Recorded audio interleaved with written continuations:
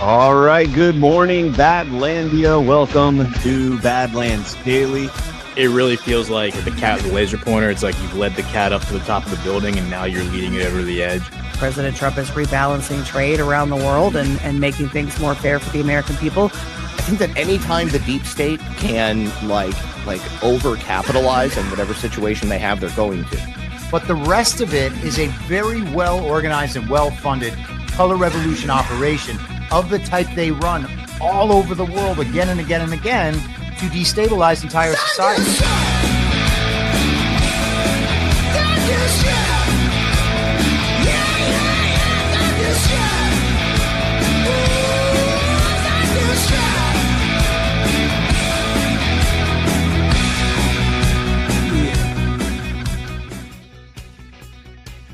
All right, good morning, Badlandia. Welcome to Badlands Daily, joined on this lovely Monday morning by the one and only Red Pill 78, Zach Payne himself. What happened? Brian, I'm so happy to be here. It is a beautiful Monday morning. I haven't even looked at the news. So I'm waiting to hear what craziness has occurred in the last 24 hours. Oh man, there's all sorts. There's actually a lot to talk about on so many different fronts. Yeah. Apparently, Zach, I don't know if you caught this, but apparently, our commercial aircraft can plow through fire trucks, thick concrete I-beams with no problem. But at 24 miles an hour, a fire truck will obliterate it. I don't know. Yeah. I remember, questioning the accepted laws of physics back in 2001, just amazed at the resiliency of American aircraft technology at that time. I saw that yesterday, and I thought that it was pretty staggering, the amount of damage that was done at such a low speed. I mean, I didn't see what happened to the fire truck. I would imagine it was, maybe it got pushed a little bit, I mean, was it virtually unscathed? That's a great question. That is a fantastic question. Yeah, I got no answer to that, but we will get to the story here in just a second. I do want to, real quick, I've been not putting this off deliberately, but it comes up and it accidentally been missing this. But we had a Badlands boost last week from Carrying the Fire 7 that said, "What a time to be alive. It's even affecting the children. My 22-year-old daughter went behind my back to get the COVID jab. My more conservative daughter comes home from school talking about Israel, lizard people, Rockefellers, and the Epstein files." Oh, man, what a roller coaster that is. I imagine your Thanksgiving must be absolutely fantastic. I've got a young daughter myself. She was born in 2001. Okay. So, she'll be 25 this year. And well, actually I've got two daughters. I mean, cause I've got a daughter because I married Lisa, and then I've got my daughter that I've had my whole life, but they both have the same person. What's that? Your whole life or her whole life? Well, I mean, her whole life. Yes. That is a more accurate statement to make, but they both have the same name. They were both born in the same year. They were born within 1 month of each other. And they are both, they're similar and dissimilar in very particular ways. My daughter grew up her whole life hearing me talk about this stuff. And I think that when she got to a certain point, it made her rebel, like the exact opposite of like what kids normally do. Like kids normally rebel against their parents, but usually parents are not telling them about lizard people and how Barack Hussein Obama was a CIA cutout and how the elections were stolen. So my daughter rebelled away from that for a period of time. And then I almost brought her around with President Trump, but she's still caught in the trap of like left-wing thinking. Although I do notice every single time that we speak that she's just moving a little bit closer to the center. And then as such, I mean, she's moving to the right. That's the only thing I can hope for. Absolutely. Meanwhile, my other daughter totally loves Trump. Well, that's always good to hear. Again, these make for fascinating dinner conversations because I've got in my household probably about 70% aligned with President Trump, and then, a couple individuals that are, more moderate not, I don't want to say moderate because President Trump himself is moderate, but Mhm. more on the left, and then just a couple that are flaming left. And so that always makes, like, you bring up politics at our dinner table on one of the holidays, and you never know where it's going to end up, who's going to storm out of the house first. Mhm. What usually it's either my sister or my brother. So Well, the ones in my family, my dad's side of the family is basically totally right. My mom's side of the family has a contingency that is very, very far left. I was just talking with her about this yesterday. Her sister, during President Trump's first administration, she was just the most virulently TDS, anti anything related to Trump person. And she made sure to tell everybody about it. She was very, very vocal. And then it was hilarious to see the switch flip in 2020. And suddenly she came to the table wanting peace and unity and for everybody to just, move on with their lives. And don't you think we've had enough of going at each other? And then as soon as President Trump comes back, she flips once again back to her old behavior, doesn't want to have a conversation, just really, really upset about everything. when they have the power, they all want peace. But when they don't have when they have the peace, they all want the power. That's right. All right. That's right. And peace involves your submission. Yeah, real quick, we did have one more Rumble rant from C. Meadows on Friday. How exactly does California plan to get the mountain lions to use their bridge rather than cross anywhere other than the man-made bridge? These people are retarded. They are. Did you see this story last week? This bridge in California, they've spent like $120 million on a bridge that is literally just vegetation and stuff for mountain lions to cross over a 10-lane highway. So and if you look at, me and Chris were talking about this on Friday, if you look at the zoomed out view of like where the bridge is and everything, they're literally dumping these mountain lions from one side of, the wilderness into residential communities. Oh, wow. So I am aware of that, and I am aware of the cost. Mostly my interest comes in terms of the massive waste and lack of planning that goes into it. So there is actually a need for wildlife crossings on freeways and highways. It's just that they normally cost maybe $5 to $10 million at most, and that is full completion right there. Now, these have been built successfully. There's a highway that basically split the east and the west, and that has created a place for all type of wildlife to be able to cross over. And in terms of like the financial cost, wildlife accidents can cause up to $8 billion in damage a year. Okay. From the damage to people's vehicles and, infrastructure. There's all kinds of stuff that comes along with it. So small amount of cost to get a much bigger payback over time. And it's just that in California, you can't do anything that isn't totally foobarred. $120 million for one of these crossings and for it to go into a residential area, that doesn't make any sense at all. And in the areas where I've seen them successfully implemented, it's allowing wildlife to cross from one, wild zone into another zone. And then at the same time, they're built with intention. So, I mean, you can see the areas on highways where you tend to have moose accidents, or you tend to have deer crossings, or, bear crossings, all of these things. And it really is a shame, unfortunately. That $120 million went straight into a bunch of people's pockets. Amen. All right, let's jump into our sponsors, guys. Have you checked out the Badlands Shop lately? Well, you might be surprised by what you've been missing. From thoughtful gifts and unique finds to everyday household essentials and personal care must-haves, there's truly something for everyone at the Badlands Shop. But here's what makes it different. Every single purchase that you make is more than just buying stuff. You're investing directly in the movement. You're empowering America First businesses. You're lifting up fellow Badlanders, and you're supporting the creators who are building this community with us. Thank you for being a part of this. Your support absolutely means everything. Head on over to badlandsmedia.tv/shop or click shop on the main menu at badlandsmedia.tv and discover your new favorite brands. Again, that's badlandsmedia.tv/shop. And a thank you to all of our supporters.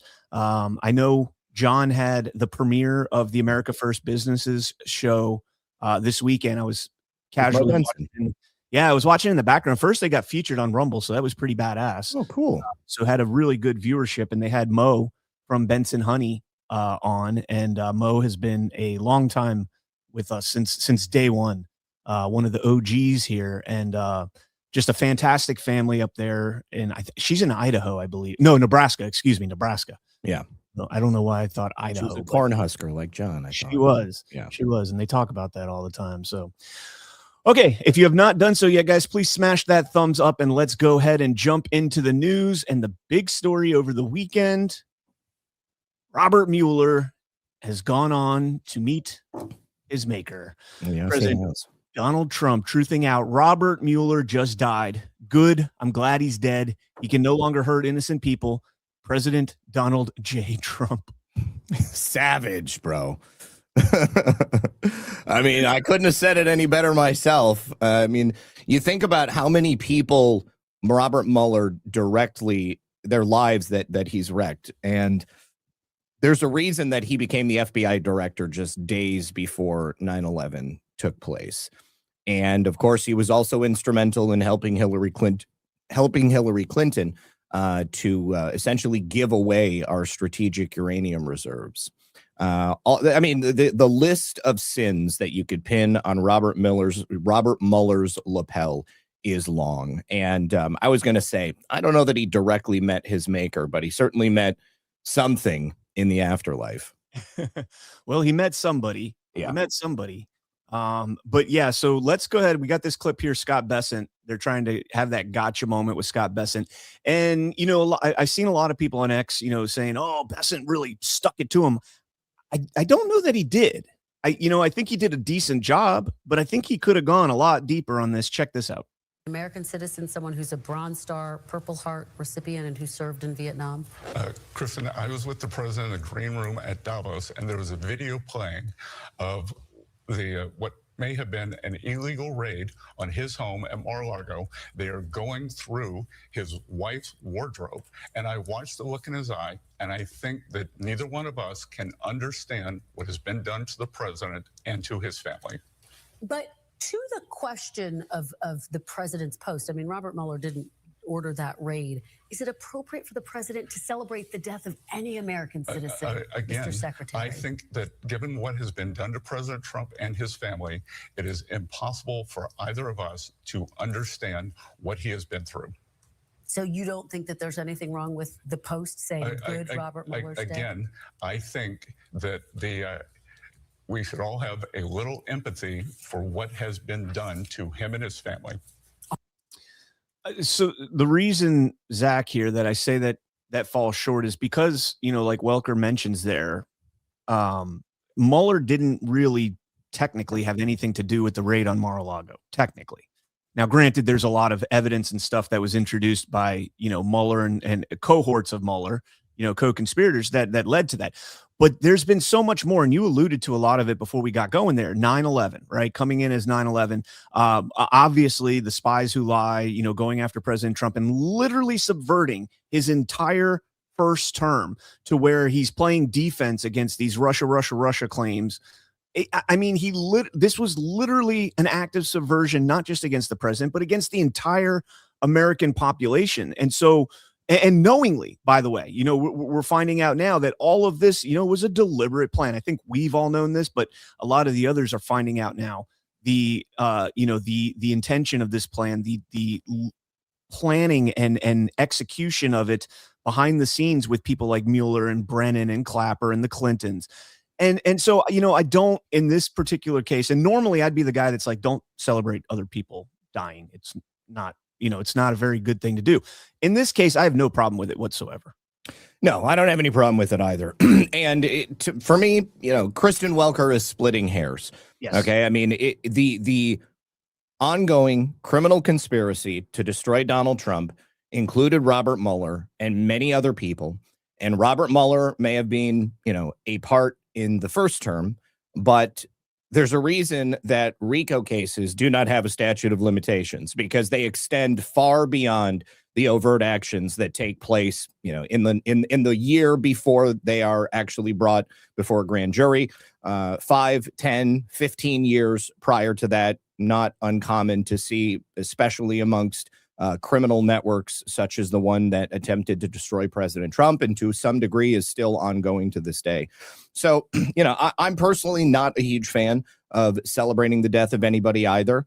But I think President Trump is being honest, and I have to be honest with you. That's the reason I love President Trump, because he's not going to sugarcoat something. He's not going to come forward and do some maudlin tweet about, what a hero Robert Mueller was, because he'd be lying.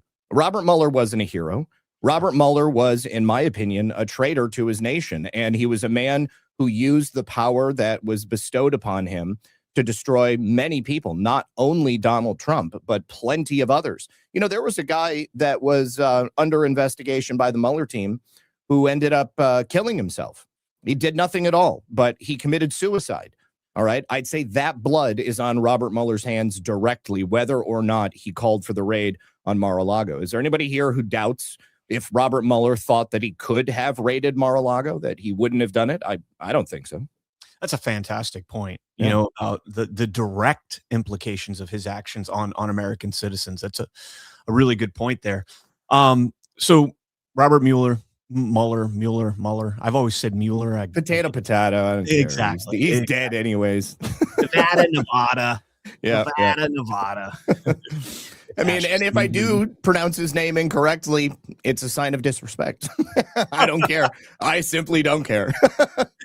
All right, so let's jump into this clip here. Todd Blanche sat down with Katie Miller and was pressed on prosecutions. Why there's no prosecutions in the DOJ? What's going on with this? And check this clip out. Why haven't we arrested Clapper, Comey, Brennan?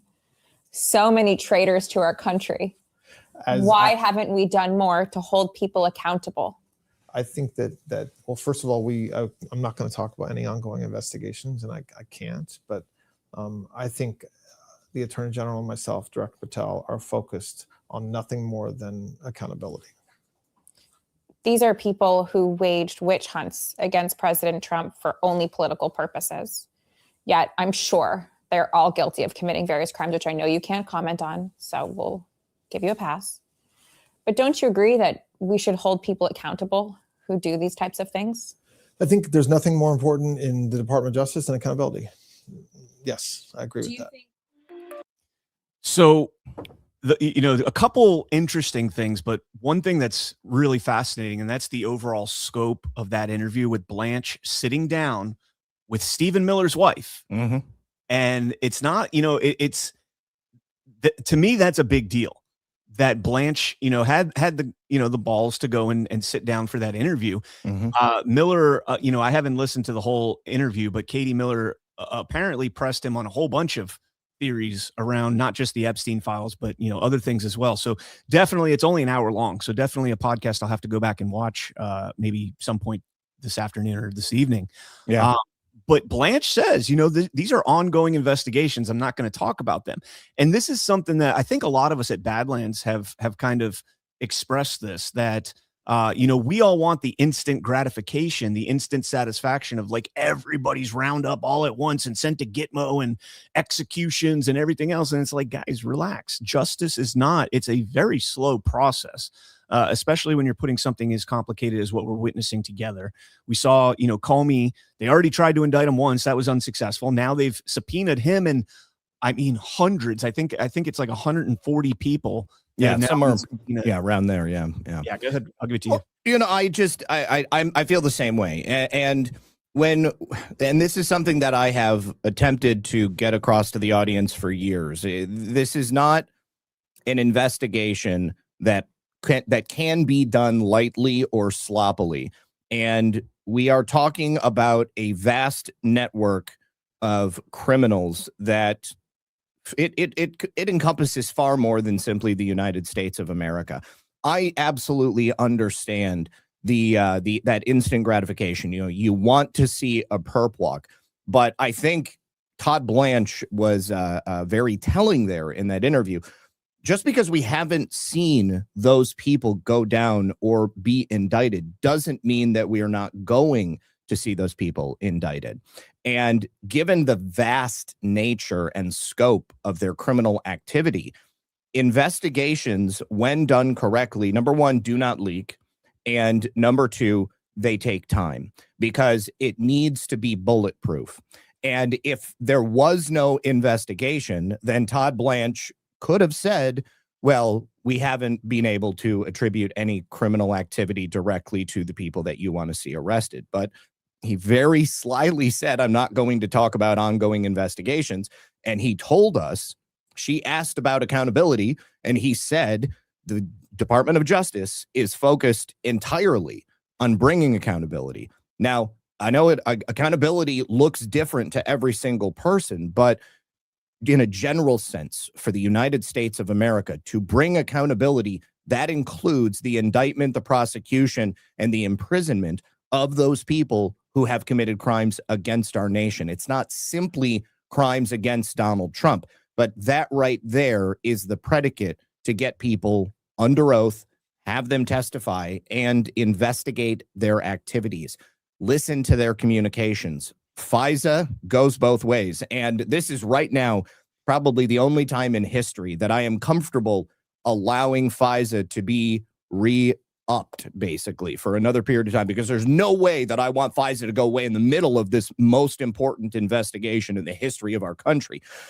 So, you know, I if there wasn't a true investigation seeking accountability, then we wouldn't have 130, 140 people having been subpoenaed in Florida. And, you know, on the James Comey Eastern District of Virginia case, which encompasses Letitia James because the judge put them together and dismissed them together, the DOJ is currently in the process of appealing that case. And we're very close. I mean, their arguments are sound. There is no language in the text that says the Department of Justice and the Attorney General only gets to appoint one interim U.S. attorney, or that the Department of Justice doesn't have the power to, you know, run things in the way that they want to run things. You've got somebody you want in that job, barring the Senate actually confirming someone, you've got to have somebody in that job.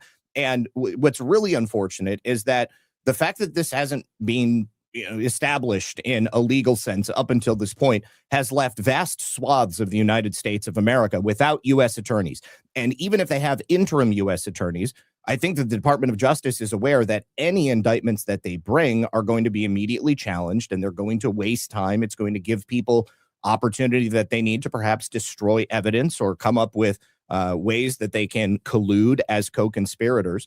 And so we're kind of in a holding pattern. We're in a standstill. But the one place that we don't have to worry about that is Florida. And that's where the grand conspiracy, grand jury, multiple are taking place currently. And specifically Fort Pierce, Florida, in Judge Eileen Cannon's courtroom. Yes. And, you know, for those of you who aren't familiar with Florida, Fort Pierce is a very, very conservative district. It's a very rural area, a lot of farms, you know, that kind of thing. And Fort Pierce is a great place to have this. And so the jury pool you want. It's a jury pool that you absolutely would prefer. And, you know, normally I would say, well, you know, you should have a jury of your peers. Screw that shit, man. They put that to bed with the J6 prosecutions, where they wouldn't let a single J6 defendant leave the DC circuit to find a jury of their peers. So, you know, all these same people, when they have the same methodology pushed back on them, you know, by call it weaponizing, call it whatever you want. I mean, there is you know, legal basis for them to, you know, have the grand jury in Fort Pierce. Well, in that district, you know, Fort Pierce is encompassing West Palm Beach and everything else. Granted that that's where the raids on Mar-a-Lago took place. A lot of the conspiring against him took place. So again, yeah, I'm here for it. This is the key part right here, the grand jury, and being in Cannon's courtroom is a big deal. Now, I believe, and you correct me if I'm wrong, but I believe just because the grand jury takes place in Cannon's courtroom doesn't mean the trial would. Oh, no. She's got the whole thing. Oh, she does. Okay. Oh, yeah.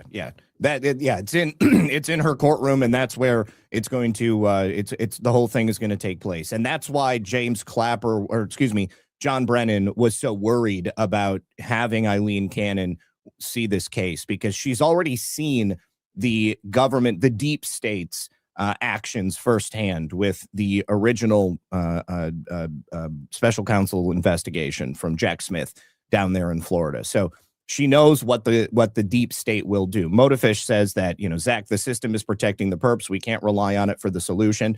As unfortunate as it is, this system is the system under which the U.S. government operates, and we don't have any choice. However, we can use the system against itself. Now, the system is not some monolithic force. What you have are pockets of extreme corruption. That's what you see up there in the District of Columbia. And it's why I always advocate for the abolishment of the DC District Court, because your jury pool is overwhelmingly deep state. Your judges are all deep state. The U.S. attorneys that end up coming in and working at the office there, many of them are deep state, not all of them. And that's the thing. It is not some monolithic force, although oftentimes because of the power that it wields, it appears that way. But the government, the deep state, these pockets of resistance, they're made of people. And unfortunately, a lot of people are bad, but not all people are bad. So if this is not what the only thing we can do is allow this justice to run its course. And if that doesn't work, then I am open to ideas about what comes next. But I would hazard a guess and say that President Trump and his team, they were working on this plan to bring these people to justice for the entirety of his first term in office, for the 4 years of the shadow term, and as soon as they came back to Washington, D.C. And I see the changes that were made in D.C., the programs that were cut, the agencies that were, essentially clipped of their balls. And I think that there's a reason why President Trump and his people have done it the way that they've done it, because they understand the worst parts of this deep state machine. Okay. And they understand who was trustworthy, who wasn't. And even if they had people who were trustworthy, the agencies themselves oftentimes have become so entrenched with those corrupt actions, it becomes very difficult. The things that we've achieved thus far are setting us up for long-term success. And I do truly believe that we're going to see what needs to be done. Yep. I think we'll see it before the midterms too. I think that will be not the October surprise, but it will be, I think we'll see some of these indictments and perp walks before the midterms, just to, bolster the base and reinforce the elections. So, yeah. And don't ever allow yourself to believe that President Trump is not the greatest director of all time. Okay. I mean, that man knows how to command a scene. All right. He knows how to put central casting to work and put these actors in place. And President Trump knows how to work the media. Okay. Like, he is definitely doing everything that he's doing to give maximum visibility and effect. So I think that you're right. I think that we would see something grand happening before then. All right, let's just real quick, we talked about Mueller and the post from President Trump. We got another passing away, and this one, I'm not going to say anything totally disparaging, but OnlyFans founder Leonid Ravinsky has died of cancer at the age of 43, reported by Election Wizard here on X. Interesting. So many people recently dying at such young ages. We just saw the what was it? The actor from what the hell was the TV show from our childhood that he was on? It escaped my mind. But again, not anything great to say about this guy Ravinsky that died. I think OnlyFans is a paramount part to the denigration of our society. In basically teaching women that you can just sell your body online for $10 a month and get your way. I don't know. Just not a highlight that I would want in my portfolio, that I founded OnlyFans, but rest in peace. Well, I can't disagree with anything you've said. And I think that he has been single-handedly responsible for turning out millions and millions of young people, turning them into essentially whores on the internet. And I think a lot of those people are going to regret it when they grow up. And that's the last thing you want your kids coming across when they're searching for their mother on the internet. and it's going to be impossible for it not to happen. It's really sad. Yeah. Folks in the chat pointing out James Vanderbeek. We definitely report on that. That's another one of those mysteries. But as far as I can see, I think L34 was the first one that got it. Buffy the Vampire Slayer. The dude from Buffy the Vampire Slayer. That guy was on Buffy? No, not that guy. Another guy that died. I think his name, I see the chat saying Xander Brendan. I think that might have been him. Oh, was that the vampire with the blonde hair? Yeah, let me see. No. On Buffy the Vampire Slayer, the TV show. Yeah. There was a vampire with blonde hair on Buffy, and he went on to okay, so that's him. Okay, I didn't know that he had died. Is that recent? Yeah, it was over the weekend. Well, yeah, James, Leonid, I would imagine he was probably taking the advice of science. James Vanderbeek, not one of those people. He was an outspoken opponent of unnecessary shots in the arm. But I could see Ravinsky or whatever his name is being a recipient. Yeah. All right, let's hit one more story briefly. This story came up last week, kind of in a different location, but it's worth mentioning now. So NASA confirms Meteor over Houston. A meteorite crashed through a Houston woman's roof in Houston this afternoon. NASA says the meteor was roughly 3 feet in diameter and weighed a ton. Granted, it's just a shard of the meteorite that crashed through the house. Obviously, a 3-foot meteor, coming in at 40,000 miles an hour would do some significant damage to a home. This one looks like a little rock that just kind of got stuck, but we're getting all this footage here. So you got this baseball game here where you see it going down in the background. But what I want to tie this into is a story we had last week that we didn't get to. And this phenomenon has been happening all over the United States for the last week or so. This was Ohio and Pennsylvania. So you got the one coming out in Ohio there, this one here in Pennsylvania. Although it could be the same one, I guess. Sure.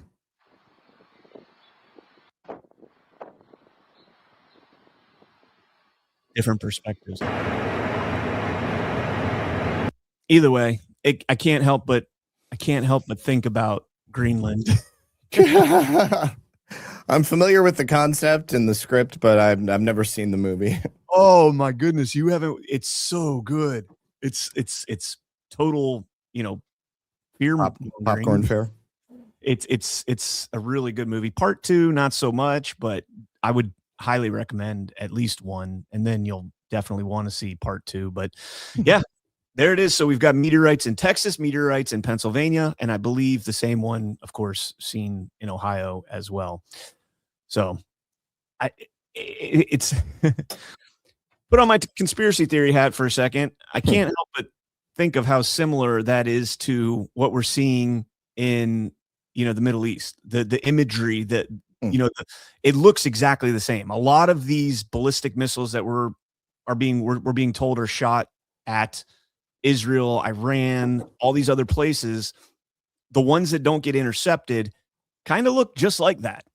And if there was some conspiracy to keep people from knowing that a Greenland type event was occurring, intercontinental ballistic missiles would be a very interesting way to cover that up. It's pretty creative. Yeah.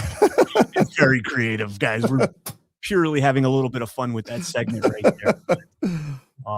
Wouldn't that be nuts if we just get the air horns going off all over the country? Take shelter. It's all coming to an end. That's wild. You've also got Paradise, another TV show that came out recently about apocalyptic phenomenon that would cause the Earth to destroy, and that one not caused at least directly by a meteor. It's like a massive explosion that takes place in the Arctic. Okay, could have been caused by a meteor. They don't clarify that, but it ultimately sends like tidal waves throughout the Earth, like 6 miles tall tidal waves that just completely rearrange the Earth. I saw the first season and I saw the first episode of the second season, but I haven't kept watching. I intend to, but I just haven't had time. Second season is very disappointing. Not that it's not good, but it just abruptly ends. and you're like, what the hell? Unless it's still going.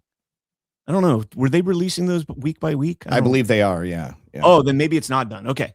So let me backtrack. So far, season 2 is pretty good. Okay. All right. Let's keep moving. So DHS, we got the DHS shutdowns, the TSA getting dramatically affected. Let's play this clip here, New England, and then we'll get to Atlanta. Atlanta is bonkers. I don't know if you've seen that video yet. Is that 35 TSA agents have quit across New England since the partial government shutdown began. And as you mentioned, that has union leaders concerned. It's a typical day at Logan.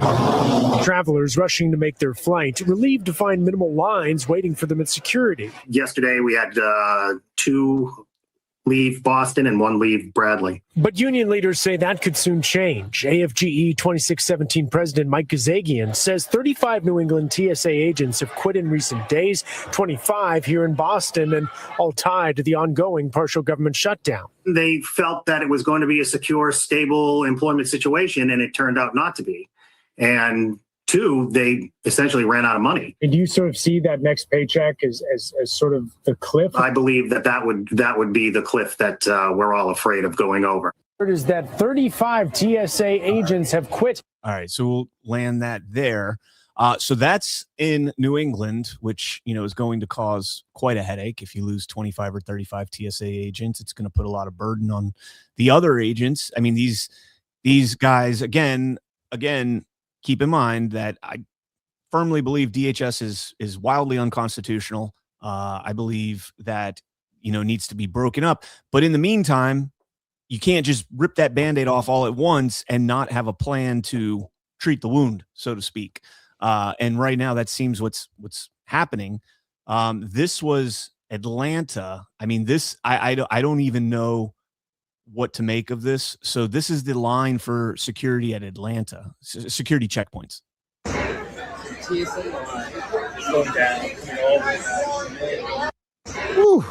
They're saying in New England, in Atlanta, they're saying 3 hours, get there 3 hours early for domestic flights.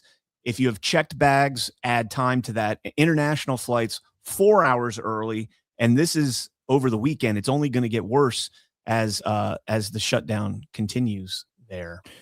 Dude, I'm glad that I don't have to fly through Atlanta. When I go to Nashville for GART, I made sure to get a direct flight, but I have to fly out of Jacksonville, and I haven't seen. Well, I've had actually really good experiences at Jacksonville. Like Daytona is the dream. Okay, like if you just want to get on a plane and get out of there, that's awesome. But it's rare that you're going to get a direct flight out of Daytona.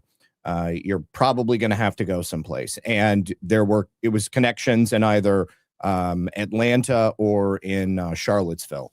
And both of those airports are horrendous, even when TSA is working. So I didn't want to do that.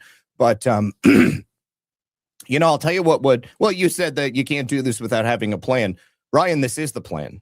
Okay. I mean, they knew exactly what was going to happen if they defunded DHS, thereby defunding TSA. And they know that the pressure and the inconvenience that is going to put on the American people by creating the situation that they have. And ultimately, I think that they were hoping that people would just blame it on Trump, that they would blame it on the current ruling party. And I think that it's exactly the opposite. I mean, people understand that the reason we're in the situation we are is because it's the Democrats that refuse to bring the funding because they're fighting over essentially allowing illegal aliens to vote. That messaging has been dramatically more successful with America. And, I think that if anything, maybe we could just do away with all this by putting the TSA back in the hands of the airports. Because it worked for many, many years. And if it wasn't for a false flag operation that created this agency basically back in 2001, then we could still be in that situation. And the TSA would continue to operate as they always normally had. I mean, if anything, airport security has gotten worse since TSA became a part of the federal government. And I'd like to do away with that. Elon Musk put out on X, I would like to offer to pay the salaries of TSA personnel during the funding impasse that is negatively affecting the lives of so many Americans at airports throughout the country. Ironically and hilariously, Jordan Sather responds, I identify as a TSA agent. Jordan, you might have committed a felony there. Just kidding. But so President Trump puts this out on Truth Social regarding the shutdown. Says the radical left Democrats have hurt so many people with their vicious and uncaring ways. What they have done to the Department of Homeland Security, our fantastic TSA officers, and most importantly, the great people of our country, is an absolute disgrace. If the Democrats do not allow for just and proper security at our airports and elsewhere throughout our country, ICE will do the job far better than ever done before. The fascist Democrats will never protect America, but the Republicans will. Just like the radical left allowed millions of criminals to pour into our country through the ridiculous and dangerous open border policy, the Republicans closed it all down, and now we have the strongest borders in American history. Likewise, I look forward to moving ICE in on Monday and have already told them, get ready. No more waiting, no more games. President Donald J. Trump. Axios puts this out in response. Inside Dems' new gambit to win the DHS shutdown fight. And that is like, to me, that is a cringe headline. You know, talking about Americans, I don't want to use the term suffering, but I think they are. Sure. I mean, you think about Americans that are missing flights to go to funerals or to go to, really important familial events and things like that. And Democrats are out here like, oh yeah, we're weaponizing this. Yeah, this is our new gambit to win the shutdown fight. And it's all a narrative to them. That's all they really care about is the narrative. Who's to blame? So let me see if we can do something totally fake that nobody is going to get behind. But as long as we can use that and portray it to our voter base that it is something that we did and Republicans said, no, they're the bad guys. That's all that this means to them. And and to be fair, I'm sure the GOP does the same exact thing, but on its face, I mean, the mandate is clear. President Trump has the mandate. The Republican Congress has the mandate. The Republican House and Senate have the mandate, and the Democrats are standing, as block. They're stymieing every single thing that President Trump is trying to do. The Save America Act, DHS funding, because of ICE, those kinds of things. Before I get in this article, you want to comment on the Trump truth or anything? No, I think it's interesting that he called them fascists. I like that. I love it. Throw it right back at him. From Axios, House Democrats are launching a Hail Mary push to effectively end the Department of Homeland Security's now month-long shutdown by funding all of its sub-agencies except ICE and Custom Borders Protection, CBP. Now, the funny thing about it is they're already funded. Yeah. They hope their planned discharge petition will, at the very least, deflect blame onto Republicans. I mean, Axios gets it. Axios gets it. Everything I said right there. This is nothing more than a narrative battle for Democrats to take the weight off of their shoulders, replace it on and place it on the Republicans' shoulders. Quote, it's not forcing any change, said Representative Don Beyer from Virginia. In the meantime, we're making people hurt. The long lines that can't make us more popular. Excuse me. The long lines that can't make us more popular. We're on the right side on ICE, but not on the rest. House Minority Leader Hakeem Jeffries announced that Democrats will file a discharge petition on a bill to fund TSA, FEMA, the Coast Guard, and other non-immigration DHS agencies. Discharge petitions can be used to force votes on legislation opposed or ignored by the majority party leadership. If one is signed by 218 members, it forces a vote. Okay. So let's unpack what they just said right there. Democrats will file a discharge petition to fund TSA, FEMA, Coast Guard, and other non-immigration agencies. Outside of immigration, I mean, and the Coast Guard, I think that DHS is Homeland Security, right? Homeland Security. What would that mean? Securing the homeland. How is the border not the number one bullet point on that list? And they're like, yeah, we're not going to fund DHS only for non-immigrant related policies. This is a continuation of the Biden administration. Go ahead. I'm sorry. No, you're absolutely correct. I mean, a nation without borders is no nation at all. Exactly. So, immigration is a huge part of that. I doubt that they'll be successful. I think that it makes no sense to do it piecemeal like that. But from what I understand, President Trump has offered some concessions to Democrats to get this done. Are we going to talk about that? I think we talked about that on Friday. We read that, but yeah, some of the concessions, and most of the concessions that Trump outlined in that Truth post were already policy. Right. At ICE. It's Fugazi. Yeah, it's like okay, sure, we'll make them require their name tapes, and clearer badge and identifying and all that. And it's like they already do that. They're not allowed to go into protected areas like schools and things like that. They already do that unless it's an emergency. But we're not going to put masks on them, which is what they really want. They want to demask these ICE agents so that their faces, their mugshots get not mugshots like in that context, but their mugs could be put out there on their Antifa spheres and their, No Kings protest spheres. And so these people can have their families, intimidated and threatened and try and ultimately win the battle through threats and coercion rather than, it is what it is. And continuing that propaganda, you got Dick Blumenthal here, Senator Blumenthal. ICE agents at airports will only aggravate delays and lines as people are waiting 3 hours right now because of your shutdown, Dick. Disrupting checks, interrogating travelers, dragging parents from children, detaining citizens, brutalizing families, shooting, and even killing. Wow. He went full retard. He did go full retard. Do I have the full retard clip on here? I think I do. I should have that. Oh, how do I not have the never go full retard? I got it. I'm going to have to clip that out. All right. Anyways. Yeah, he went full retard there. 100%. It's been, I think Alex Preddy was shot and killed in January, the end of January. Yeah. So it's been what, February, March. We're almost through March. I think it's almost to the day. I think, yeah, it's almost 2 months to the day without ICE killing a single person, whether justified or not. And, the arguments can be made, and I would stand on the arguments being justified for both Preddy and Good. Me too. And here you are, Dick Blumenthal, now saying that ICE is going to start killing people in airports. Well, if anybody brings a gun to an airport, they already run the risk of getting killed by any armed officer that may be there. And it's happened before. So this is not going to do anything except alleviate the strain that has been created as a result of this fight. Dick Blumenthal knows that. He also knows that undoubtedly there are illegals that are currently flying and trying to escape the watchful eye of immigration enforcement. So this, I think, is a win. And go ahead and spin whatever narrative you want, Dick. Tell us again what it was like fighting in the jungles of Vietnam. And we'll continue to hear about it.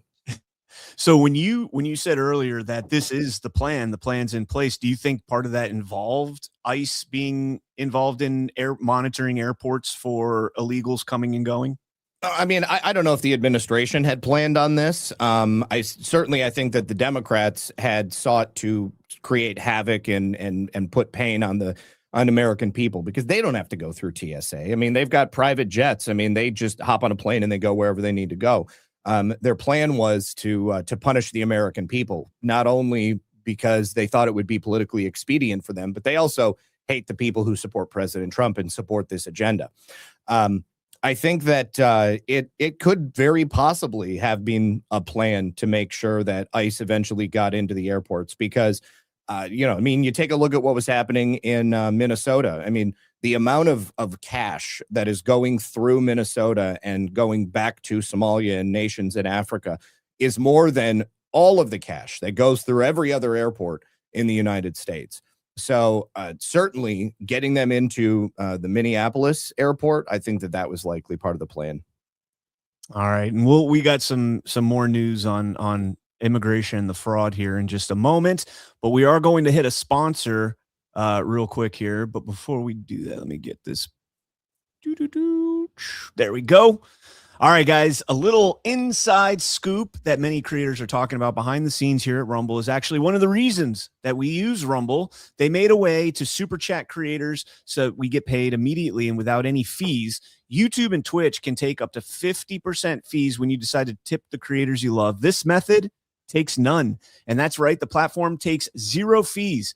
We get to keep nearly 100% of whatever you send to us as a tip. You can super chat with Bitcoin, Tether USD, or Tether Gold stablecoins. The tip will show up directly in the Rumble chat, which we will always do our best to read. And all you need to do is download the Rumble wallet on the App Store and send the tips to your favorite creators. You can do that. You can go to wallet.rumble.com, or you can download the app directly from the App Store. Seriously, what an amazing way to get rid of the middleman and help the creator economy. Shout out to Rumble for making this disruptive technology. And that is a huge deal, because we don't get the advertising dollars like the mainstream media. We ain't got no big pharma in our back pocket. We ain't got no big, what else do they rely on? What do they rely on now for advertising? They're getting their asses kicked. I mean, I don't know. I don't watch any ads. As far as I knew, Big Pharma was like the largest advertiser on television. Probably maybe political advertisements or campaigns, yeah. Maybe that's why campaigns junk food, yeah. Campaigns start up like 2 years in advance now. Yeah, man, that's nuts, man. You watch the news now, and I don't watch a lot of mainstream news, but every once in a while I do. And when you get a commercial, it seems like every freaking ad. And I mentioned Paradise earlier, and I'm watching Paradise, and the version that we have has ads. So we have to watch like a minute and a half of ads. And I keep seeing this new ad, and this is kind of news because, well, it's not really news, but it's for GLP-1 pills. And they've now taken the shots, so you no longer have to take these shots, and they're giving it to you in pill form to make it easier. There's no longer the deterrent of, if you're afraid of needles or whatever, you just take the pill and you're going to lose all this weight and all this other stuff. They forget to tell you that, of course, there's one of the side effects is the deterioration of bone density, muscle density, and all these things. Well, you can offset that by working out and keeping a strict, healthy diet and all this other stuff. Do you know why these people are taking GLP-1s? Because they're fucking lazy and they got overweight. You think now all of a sudden they're like getting skinny and they're gonna go to the gym? No, the whole reason they're overweight is because they don't go to the gym. Well, there's other circumstances, of course, but broadly, this is the easy pill. And so they start taking that, their muscles start deteriorating. They don't go to the gym. They're not eating healthy because they have the miracle drug that's going to make them lose weight. Meanwhile, it's killing your bones, killing your muscles. Man, what a time to be alive. It is insane. Oh, just absolutely crazy right there. Okay. Let's go ahead and get into our next story. Let me see. All right, there we go. Got that. And then real quick, Marquain Mullins. Marquain. Yeah, me and Chris came up with that designation the day we were talking about that. It's like his parents, when they were naming him, like the mom wanted Mark, the dad wanted Wayne, and the doctor's like, I got an idea. Just hear me out. And of course, Mark comes first because the mom definitely. Wayne Mark doesn't sound as good as Mark Wayne. So Mullin's confirmation survives key test vote as Department of Homeland Security remains shut down. Mark Wayne Mullin survived the key test vote on Sunday on his way to becoming the chief. Still has one more vote to go and likely will not be confirmed until Monday evening. Sunday's vote passed 54-37, which was largely along party lines, save for Senators Martin Heinrich from New Mexico and John Fetterman from Pennsylvania. That's only 91. That means that 91. That means at least 9 senators refrained from voting, abstained from voting. Very interesting. I did hear something. I think I was listening to John when he was doing the interview with Congressman Arrington, I believe. And they were talking about how Tom Tillis missed the vote on the Save America Act. And Arrington said, no, it's not. He didn't miss it out of like spite or anything like that. They legitimately had because he was on the same flight as him. He said their flight was delayed like 3 hours because of this TSA thing. So I'm wondering perhaps if it was a flight, hold up or travel issues or something like that. Especially considering that, these senators tend to go home on weekends now, and because they get little stipends to go back home and travel and all that stuff. All right, we'll land that there. Moving on to the fraud I alluded to earlier, you got 5 more DOJ press release, 5 more plead guilty in Minnesota's Feeding Our Futures fraud scheme. It says that the 5 pled guilty to wire fraud for their respective roles in the sprawling Feeding Our Futures fraud scheme. Prosecutors have now obtained 63 convictions scheme-wide, representing the largest number of convictions in a single fraud investigation by the U.S. Attorney's Office in recent memory. All 5 defendants were charged in the United States versus Mohammed et al. This group purported to run food program sites in Minneapolis and its suburbs, as well as food distribution entity, as well as food distribution entities, I would imagine. The group worked together to steal and then launder $14.6 million in federal child nutrition program money that was meant to feed hungry children during the COVID-19 pandemic. Now, we don't need to get into the details of the Feeding Our Futures because we've talked about that quite a bit here. But there's a lot of things, Zach, that I'm pretty pissed about with this. And we're getting all these, the pawns is like what I like to call them, the foot soldiers. None of this Minnesota Feeding Our Futures fraud or any of the other fraud that's been exposed over the last, several years, but it's only come front and center since the Nick Shirley Somali daycare video, really. There's nobody outside of the foot soldiers that's being held accountable for this, right? Well, so I'm assuming that you're talking about people inside Minnesota state government that simply just allowed this stuff to happen. I think that that's obviously something that needs to be a part of this, but we also do have investigations currently ongoing into Tim Walz and Keith Ellison. So I think that we'll get there. It's just a little bit more difficult because you're going to have to show more than simply incompetence or a desire to not appear racist, right? Because that's not technically a crime. Although in my book, if your stupidity results in criminal actions allowed to take place, it's not a defense. That should be something that you should be able to be indicted for. But those people falsified records. That's a crime. That's only recently come out. You did have one person who was responsible for approving a grant who then left Minnesota state government and then went to work for the very organization that she approved the grant for. If that's not criminal intent, then I don't know what is. I mean, she got paid a lot more money by going and working for them. You do have, at least in Maine, you have a Somali politician who is directly connected to one of these fraudulent organizations whose CEO is currently on the run. He's in Africa somewhere, indicted and will not come back. She has stepped down from her position. She declined to seek re-election in the midst of a re-election campaign. So I would imagine that she's probably going to be feeling the wrath here pretty soon as well. But Ilhan Omar is another one. She was directly responsible for writing the language of the bill, which led to this fraud being possible in the first place. But even before then, there was a massive problem in Minnesota state government with these people being able to siphon off millions upon millions of dollars. She just kind of solidified it and expanded it. So much like the beginning of the show, just because we haven't seen it yet doesn't mean it's not going to happen. I think that every single one of these people who have been indicted and taken a plea so far or have gone to trial, I don't necessarily know that they were answering to anybody else above them. These people owned their own 501c3s. They operated their own companies. You do have Amy Block, who was like the head of the Feeding Our Future scam.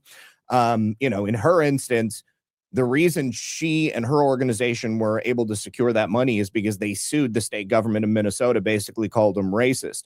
In that instance, the people who are higher than her, certainly they were negligent, but I don't know how far that investigation has gone to get those people in state government. I think it needs to, but we just haven't seen it.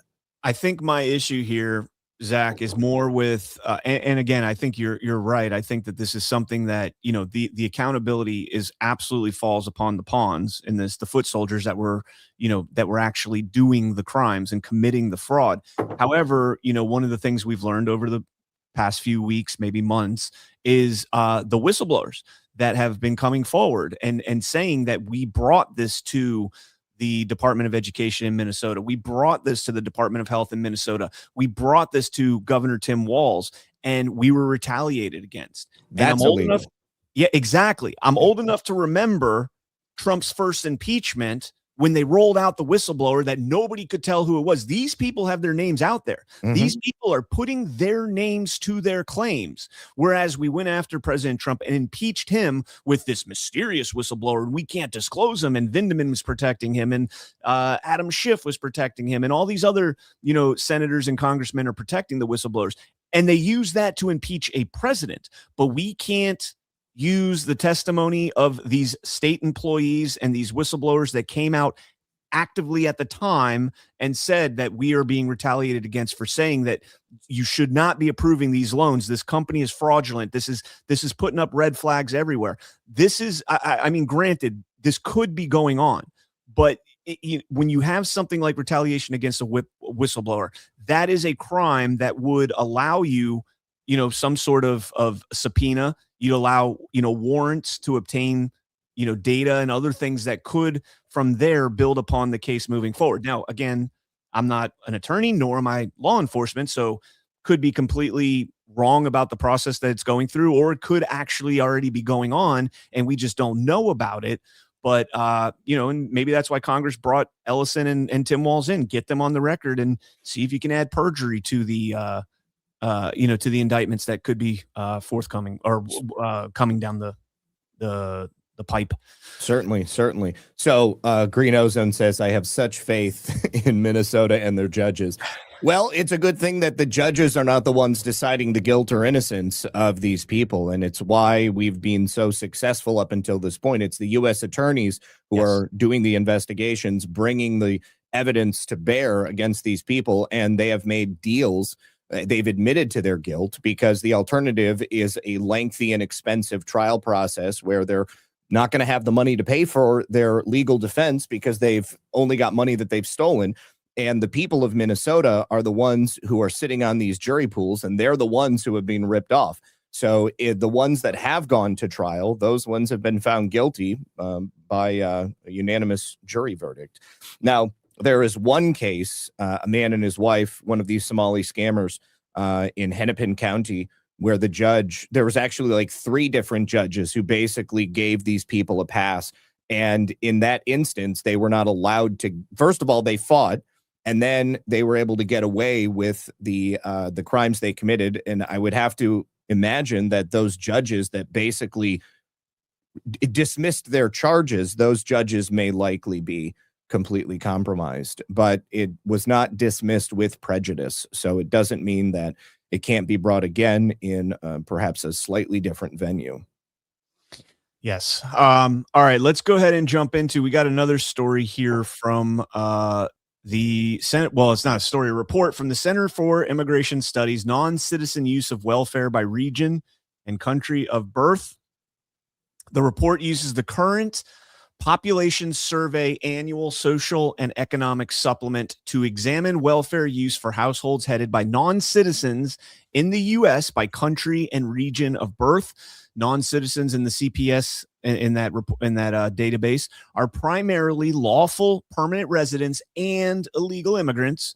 Among the findings, this is kind of, I don't want to say shocking, but it's probably shocking to, you know, the normie mind out there. We've been talking about a lot of this widespread, you know, immigration welfare recipient for quite some time, but here it is. Of households headed by non-citizens, 47%, almost half, use one or more traditional welfare programs.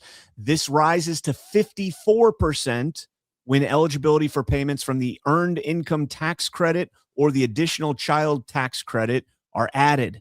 The figure for U.S.-born households is 28% and 31% respectively.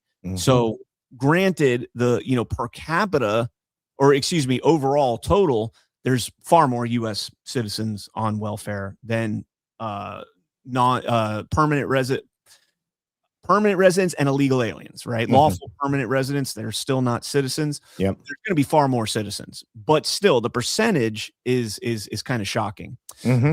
Major anti-poverty programs include traditional welfare such as SSI, SNAP, WIC, TANF, free and subsidized school meals, Medicaid, and public/subsidized housing. Restrictions on non-citizen access to welfare have been only a modest impact on overall use rates, primarily because non-citizens can receive benefits on behalf of U.S.-born children. Hashtag SCOTUS anchor babies. That birthright citizenship, that decision, that case has already been heard, right? We're just waiting on the decision. No, I can't remember if they did make the arguments. Yes. So we're just waiting on the decision from SCOTUS, I believe. Maybe fact check me on that. I know Let it me has. look it up. I know it's on the docket at the very least. I can't remember if we've heard the arguments, not or yet. I seem to like if we had heard the arguments, I think I would have had some bullet points stored in my head. Okay. Yeah, they are currently reviewing the challenge to President Trump's executive order right now. Okay. Oh, no, wait a second. No, April 1st is when they're going to actually hear the arguments. So okay. They've been evaluating it up until this point. They were deciding whether or not they were even going to take it on. Okay, that makes sense. Because I was going to say, normally I've got a couple bullet points stored in my brain for stuff like that, and I got nothing on that other than it's on the docket. So anyways, the bar does not apply to all non-citizens or all programs, nor does it apply to non-citizen children in some cases. Most legal immigrants have lived here long enough to qualify for welfare. Excuse me? And lastly, some states provide welfare to otherwise ineligible immigrants on their own, which is part of the reason why they're fighting so hard to keep USDA from investigating SNAP recipients and doing an audit on their roles and, finding out how many people actually are receiving these benefits that are not eligible to receive them. Top sending countries with non-citizen households that are most likely to use traditional welfare: Afghanistan, 87%. I'm going to go out on a limb here and guess that's from Joe Biden's withdrawal, bringing hundreds of thousands of them over here. Dominican Republic, 78%, Guatemala, 77%, Honduras, 75%, and Mexico, 67%. And at least the last three there, Guatemala, Honduras, and Mexico, I would go on a limb and say probably from Joe Biden's open border, because they have a land bridge right into the United States. Lowest for non-citizens in terms of welfare use: Korea, 30%, the United Kingdom, 25%, Canada, 21%, and India, 16%, which is kind of interesting to me, Zach, because one of the things, the narratives we saw roll out, during and right after President Trump's election was the H-1B visas and these people that are coming over here from countries like India, countries like Korea. I don't know so much about Canada, but maybe the UK. And in reality, when you look at the numbers overall, the biggest drain on the welfare system and the taxpayer of the United States would be from the countries, of course, that have had been able to take advantage of the wide open border over the last 5 years, right? Not the India. So it's almost like they're trying to deflect the attention. Now, granted, you can have your gripes about H-1Bs. I do. I think that we need to cancel all that shit. We got plenty of Americans here that can fill those roles. But in terms of the burden on the taxpayer, it's not those countries that are taking advantage. No, the burden is in the other direction because they come here and get all the good jobs. That's true. Yeah. That is absolutely true. Yeah. But again, the jobs, to me, that's second to the welfare abuse, because that affects every single taxpayer. It does, but think about how many Americans might not need to be on welfare if they would be able to work in the industry in which they're trained. Every single foreign-born citizen that comes here and takes an opportunity from an American citizen pushes those people closer to poverty. I saw a fact over the weekend. I'm sure that many people here, well, I don't know, I'm not going to say that, but I mean, plenty of people, they're growing up and their parents are like, oh, we want you to become a doctor. We want you to become a lawyer. Okay. Because those are good jobs. They're high paying jobs. You're always going to have work as a doctor or a lawyer. Well, when you go to medical school, you got to come out and then you got to get a residency at an American hospital. I never considered the fact that every single medical school graduate wouldn't have a spot for residency with the number of hospitals that we have here in the United States. But apparently there's lots of them because we are importing all of these medical students from like Pakistan and other nations. Why are we importing foreign doctors when we can't even place American-born medical students in American medical institutions? Like, what is that about? Well, I mean, obviously it's the same argument that we've had on so many of these other things.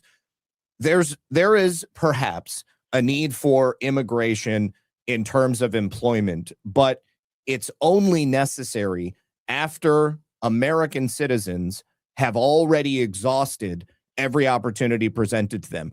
If there is a need for it, then those people should only be brought here and given those opportunities after we've already taken care of every single person who is a natural born American citizen. Yeah, just real quick to clarify, when you started that, you had said if these H-1B weren't coming over here, perhaps we wouldn't have the American citizens on the welfare. My concern wasn't American citizens on welfare. We haven't even gotten to that bridge yet, and I think we do eventually need to get to that place. But right now, in terms of illegal immigrants and lawful American permanent residents, green card holders, essentially, that should not be entitled to welfare and subsidies that are receiving them, that is a higher concern for me than the H-1B visas at this time. Now, granted, that doesn't mean it's not a big concern, but it's like I'm more concerned about the thing that affects every single American that's paying taxes, as opposed to, the people that are coming over here. And again, you brought up the right argument in that sphere. American citizens that qualify for those jobs versus foreign-born H-1B visas that are qualified for those jobs, and why we're taking the H-1Bs over the American-born. And I think that, mainly has to do with corporations realizing they can pay them far less, treat them far worse, and not have to, deal with the American citizen. So I just wanted to make that clarification. Oh, of course. There, under no circumstances should a person come to the United States of America for any reason and qualify for a free ride. There should not be a scenario where we create a permanent welfare class, whether that is somebody coming from another country or even American citizens. Entitlement programs are in place for a reason, ostensibly to help people in times of need, but it should not become a way of life.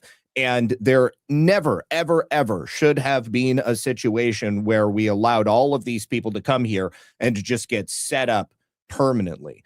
And perhaps we would be in a better situation economically for all Americans if there wasn't this mass expenditure of American taxpayer dollars and funding that is going to people who are not citizens of the United States. Like, I agree with you that, that is, just as big, but I think we have overall a problem with immigration and the way in which it's implemented. And it leads to a series of sort of branches on that problem tree. All right. So yeah, I just want to, we'll move on from that story, get into this one here.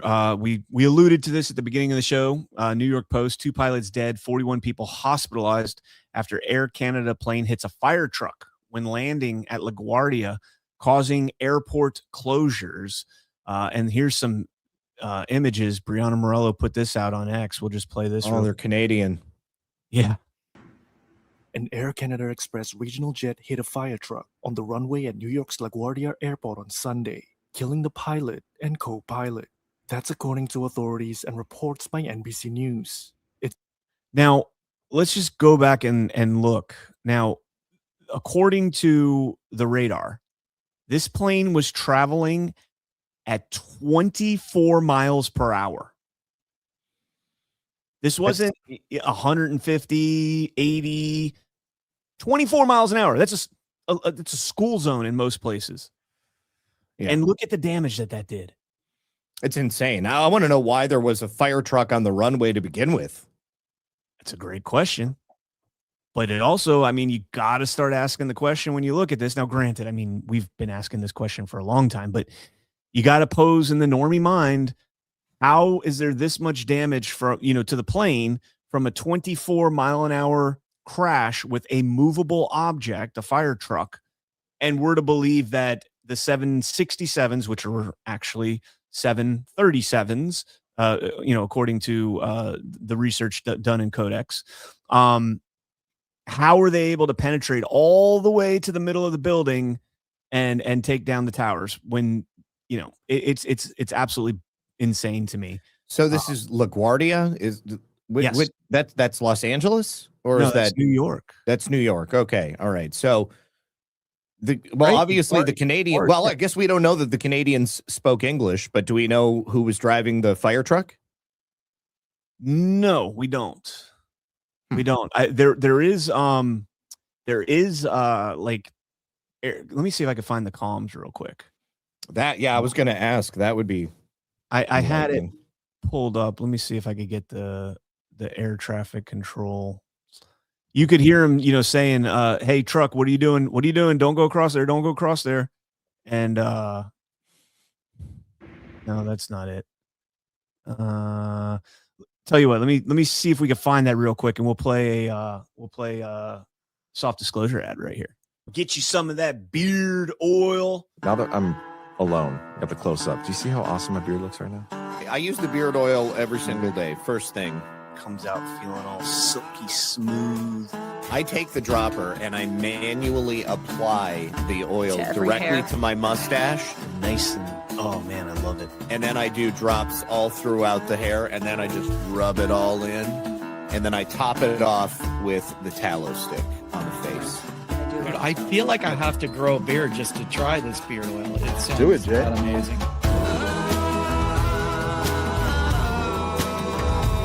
It's all from softdisclosure.com, and the best part about it is you'll be supporting Badlands Media, Annie from Mullin Farms, and basically 3 of Annie's neighbors. So that's 5 total American companies that you'd be supporting with one purchase. I have been using the Soft Disclosure scentless beard oil every day after the shower. It looks unkempt, but it feels silky smooth. I want to look a little wild and unapproachable, but for the woman I trust, she'll be like, oh, it's actually kind of soft. He is approachable after all. Otherwise, stay away. And Soft Disclosure will help you too with that if that's the very specific vibe you're going for. That is very specific, yes. You guys are supporting American businesses when you do that. It's absolutely incredible, and you get a great product. All right, softdisclosure.com, promo code Badlands. Gotta love that beard oil. All right. I did find the audio. Here it is. LaGuardia Tower requesting to cross 4 at Delta. Truck 1 and Company, cross 4 at Delta. Truck 1 and Company crossing 4 at Delta. Frontier 4195 to stop there, please. Stop, Truck 1, stop. Stop, Truck 1, stop. Stop, Truck 1, stop. Delta 2603, go around, runway heading 2000. Jet 646. Jet 646, I see you collide with a vehicle there, just hold position. I know you can't move. The vehicles are responding to you now. Is the runway closed? Delta 2603, go around, runway heading 2000. Heading 2000, go around, Delta 2603. Tower. Truck 2, runway 4 is closed, correct? All right, so you heard it there. Truck, they gave him clearance to cross, and then I guess they called on it sounded at first like he was calling on the flight that was on the ground to stop, and then changed that to the truck to stop, which the truck should always stop. The plane should always have the right of way, on an airport, at an airport. But yeah, dude, like that's got to be horrifying being on Delta 2603, having to. Yeah. So apparently the pilots didn't die right away. They were horribly injured and then passed away at the hospital later. So I would say that that's the fault of air traffic control. Because, I mean, it did sound like he basically told the fire truck to go and then told them to stop once they were on the runway, which obviously doesn't make any sense.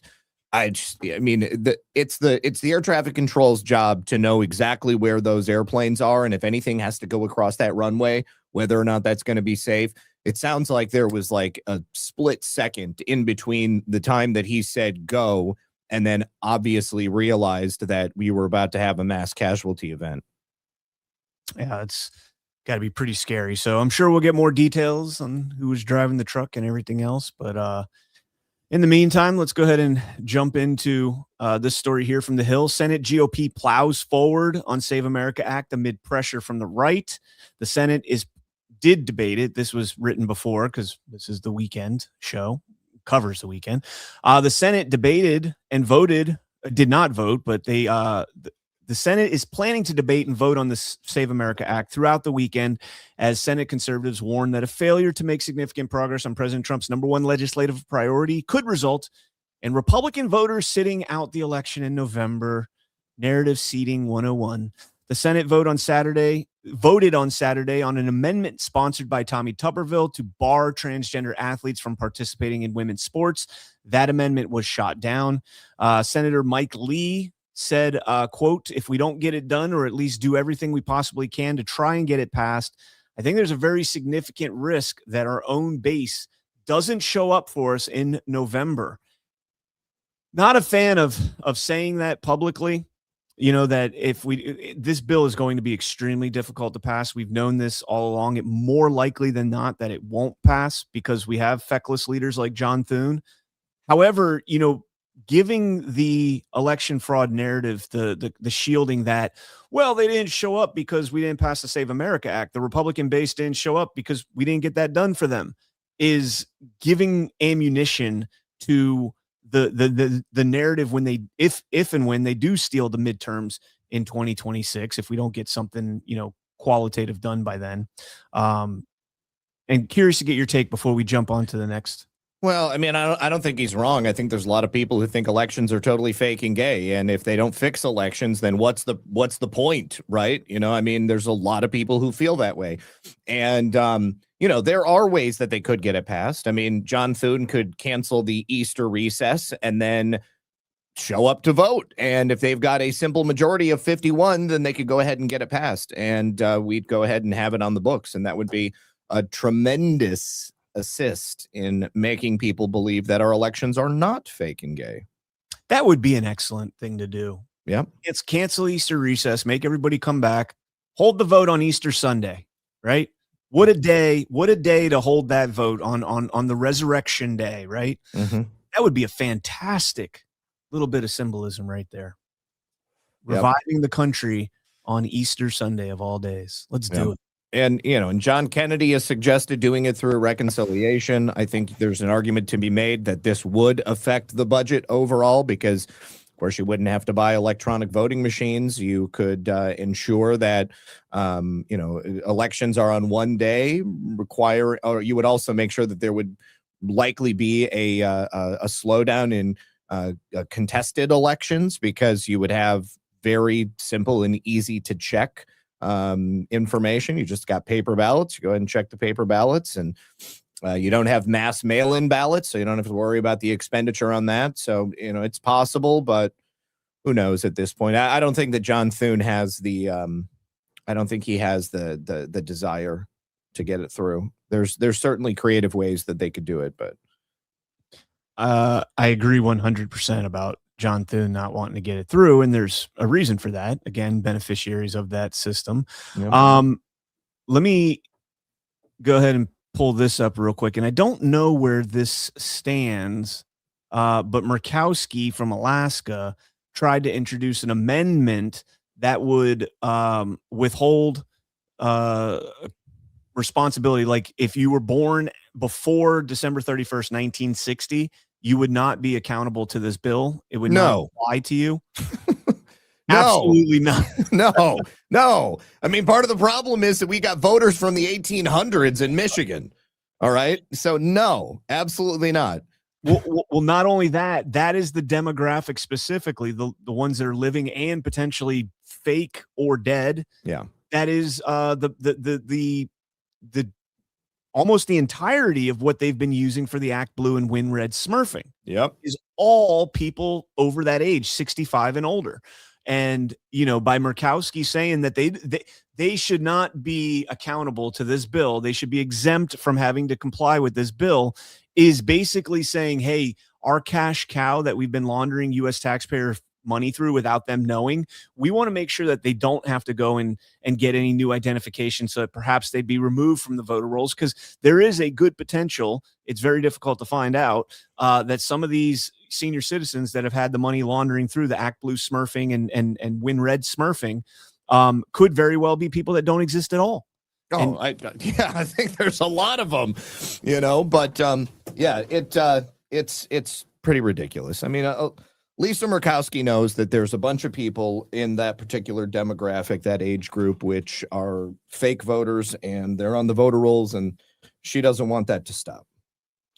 All right, we got one more story on voting, because Asawavana, all shows are why we vote now.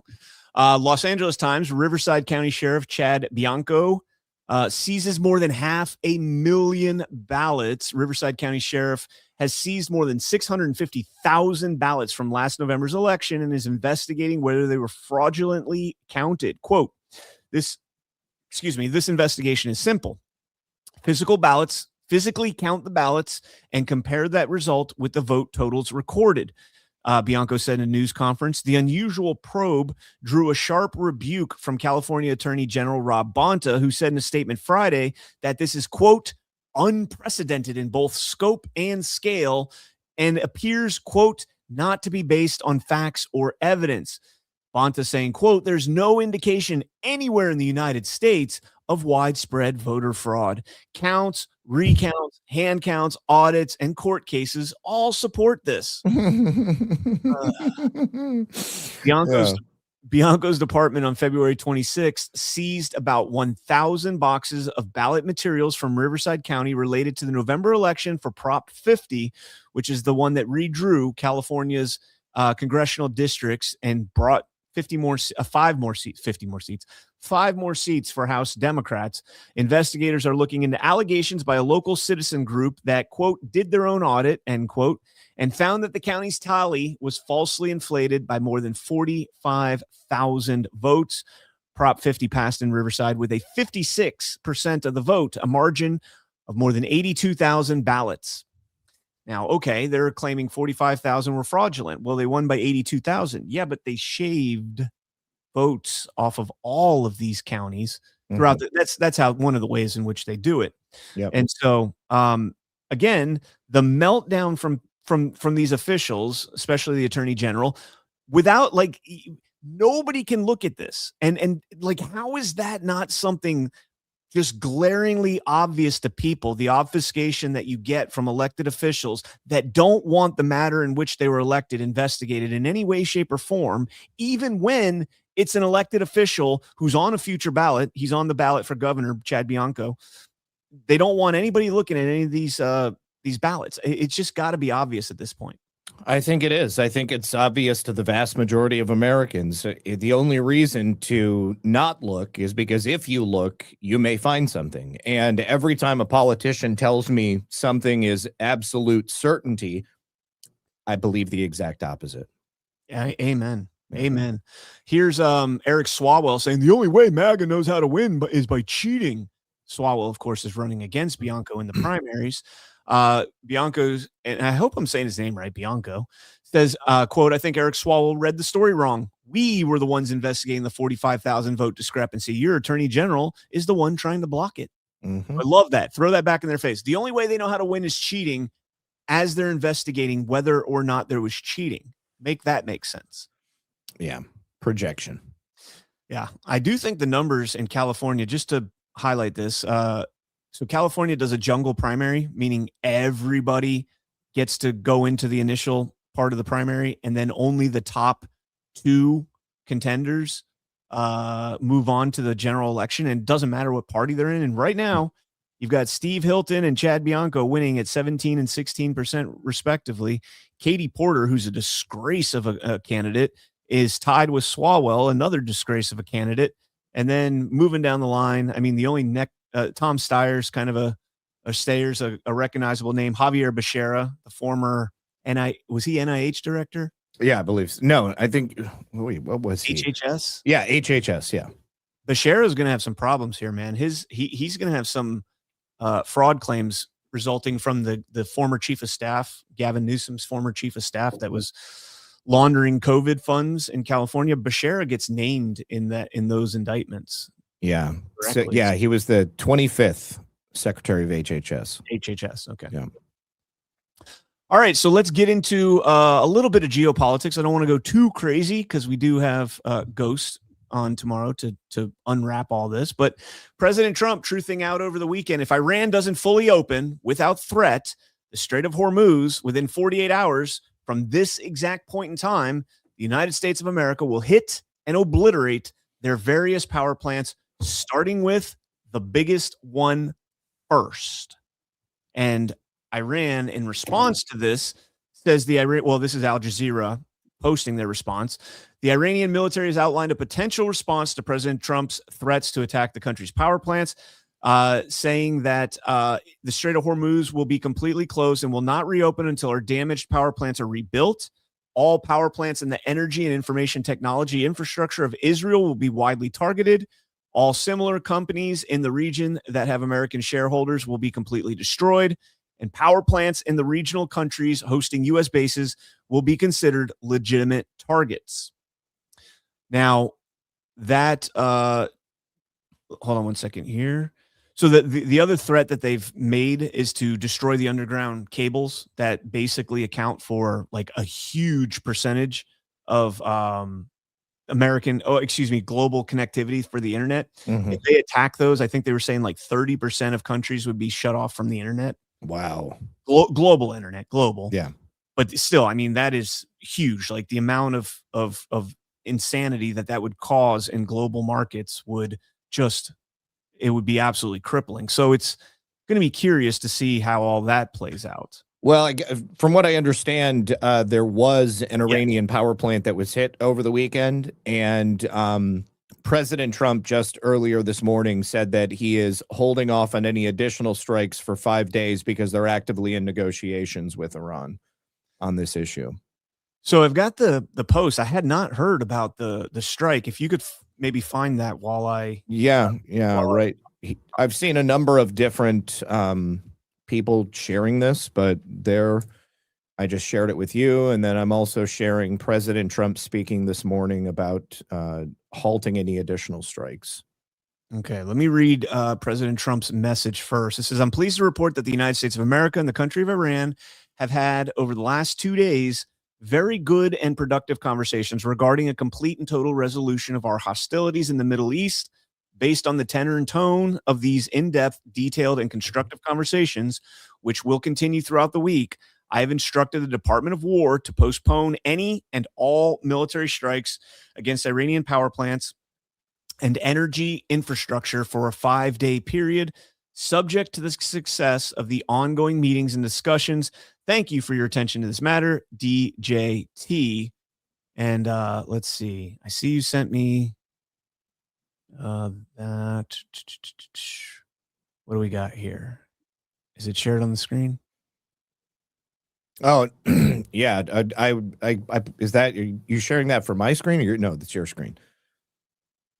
U.S. Air Force targeted Iranian electric grid and power plants after Trump's deadline passed. Tehran has gone into complete darkness.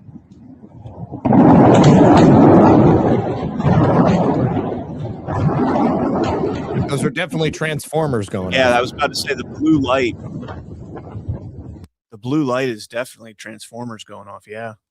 Now, I also heard that Iran hit the Dimona nuclear power plant. But I don't think that it was like enough to hit it direct. Yeah, it was like a portion of the facility, basically, like some outer building, but not like the actual reactor or anything. Yeah, so there's a lot more going on with this story. And again, we'll get more into the specific like nitty gritty of this conflict tomorrow with Ghost. But we do have, this new story, this new narrative. So Iran allegedly hit Diego Garcia or around again in proximity of Diego Garcia, which it's not lost on me that Diego Garcia has been in the news a lot over the last 2 months, with Britain coming out and saying we're going to hand it back over to, what's the country's name? It's whatever country that island chain is. Like that. Yeah. It's a really weird country that I've never even heard of and had to look up to see if it was even a real country. But anyways, so Diego Garcia has been in the news. It's a notorious CIA base. A lot of covert shit goes on there. MH370. A lot of speculation on, did MH370 passengers go there, or the plane itself. Yeah. Of course, we've got B-1Bs and B-2s that are stationed there and based there, and Britain just willfully gives it away, and President Trump was absolutely pissed about that. And now we get this attack. Check this clip out as the fear-mongering ramps up. This is an attack on a British overseas territory. This is a direct attack upon the United Kingdom and upon British military personnel. And there should be a very strong, ferocious response, actually, to the terrorist regime in Tehran. And the UK should join the US in striking against the Iranian dictatorship. I think what could be done very swiftly is for the UK to use nuclear submarines against the Iranian regime. I'm not using nuclear weapons, but launching missile strikes against Iranian military installations, defense facilities, missile facilities inside Iran. And the UK should directly join US and Israeli military action against the Iranian regime. This is a direct attack upon UK territory and upon British military personnel. There has to be a military response from the United Kingdom. Let's see an end to the wishy-washy appeasement that Keir Starmer is advancing. This is a moment when Britain has to stand tall on the world stage, strike against those who are attacking the United Kingdom and its territory. And this is a moment for real leadership. Unfortunately, we happen to have the worst prime minister. Okay, so we can land that there, but you see, the drumming up of the fearmonger, of the narrative around it. Here's another continuation of it. Although this guy's much more kind of relaxed about it and subtle. He makes it sound like, well, let's let run due process on the situation here. Okay, we learned this overnight, that Iran now has missiles that are capable of reaching certainly London and indeed most of Europe. What do we make of this? Look, the IDF, the Israelis have said this because Iran struck Diego Garcia last night, which is about 3,800 kilometers from Iran, which is about more or less the distance from London. So technically can do this. I would pick up something most immediately. I think it was a government minister who was on that clip before, saying that, if Iran targets Britain directly, well, Iran's been targeting Britain directly for a long time. Don't forget that IRGC assassins have tried to kill people on British soil. So I was quite disappointed in his comments. Look, I think we shouldn't get too alarmed.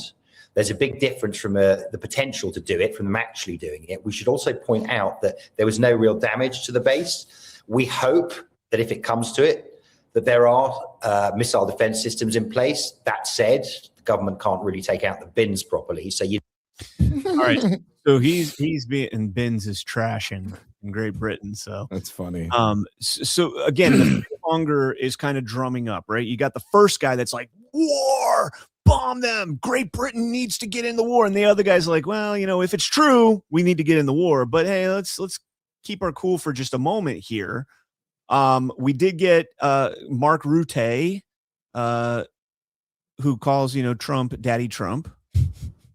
This was his response. We did see that Iran fired 2 missiles at Diego Garcia. That's that island in the Indian Ocean, which houses a U.S.-UK joint base.